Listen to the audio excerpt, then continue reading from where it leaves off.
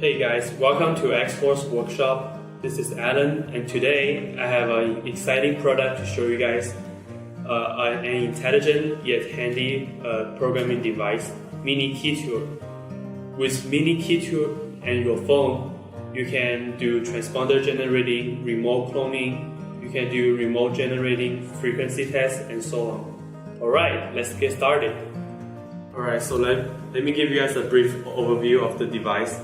On the top we have the remote generation port. That is for you to connect it to the device for remote data generation.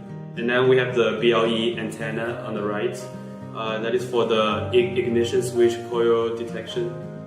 And then we have the detection coil. That is for you to put the chip in so it will recognize.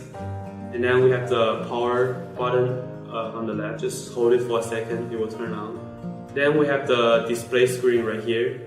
It will show you the battery level, the firmware version, and then the Bluetooth status. On the bottom, we have the remote identification area. So just press any button on the vehicle remote to check the frequency.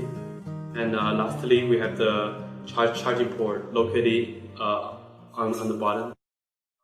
First, let me show you how to do the transponder detection and then the frequency detection. Press and hold the power button for 1 second. Here, we can see the serial number, Bluetooth status, firmware version, and battery level. Now we are ready to do transponder detection and frequency test. Press the power button for 1 second. Do the transponder detection. Now we can see the ID 46. Short press the power button once to start the frequency test. Press and hold the power button for 4 seconds to shut it down. Then I'm going to show you how to connect the device with the Xhorse app. Then turn on the mobile phone Bluetooth function.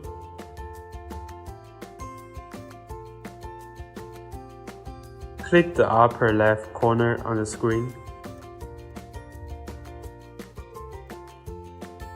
Then click Bluetooth Select to search new device. Choose the available device. After you heard the sound of tic-tac, the device is successfully connected with the app, now ready to use. Then I'm going to show you how to generate the wireless remote. Click the vehicle remote and make sure the wireless remote has battery inside. Put the wireless remote in the detection coil. Click Generate.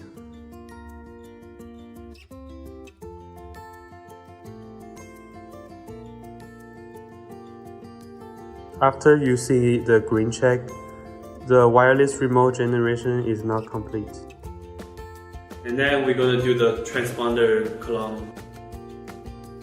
Click Transponder Clone.